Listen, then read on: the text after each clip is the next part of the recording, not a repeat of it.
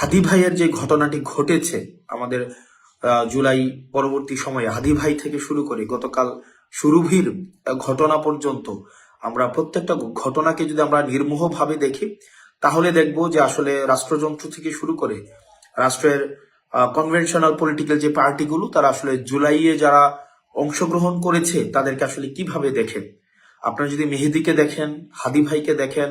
এবং সুরভির কার্যক্রমকে আপনারা যদি রাষ্ট্র কিভাবে সেইটিকে আমলে নিয়েছে এই জায়গাগুলো যদি দেখেন তাহলে দেখবেন যে জুলাই যারা অংশগ্রহণ করেছে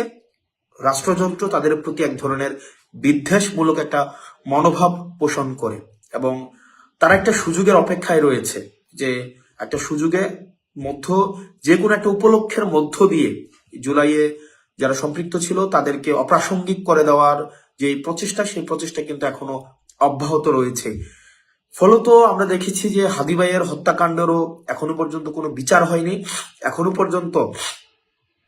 আমরা রাষ্ট্রকে দেখিনি বা সরকারকে দেখিনি, অন্তর্বর্তীকালীন সরকারের যারা দায়িত্বপ্রাপ্ত পুলিশ প্রশাসন থেকে শুরু করে গোয়েন্দা সংস্থা যারা আছে এখনো পর্যন্ত আমরা দেখিনি কোনো ধরনের দৃশ্যমান কোনো ধরনের পদক্ষেপ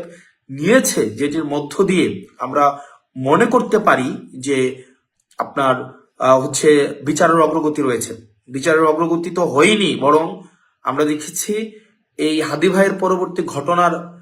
পরে বেশ কিছু ঘটনা ঘটেছে যেগুলো উদ্বেগজনক। মেহেদির ঘটনা, হবিগঞ্জের সুরভির ঘটনা, সেখানে আমরা দেখেছি আইন শৃঙ্খলা বাহিনীকে জুলাইয়ে যারা অংশগ্রহণ করেছে তাদের বিরুদ্ধে অবস্থান নিতে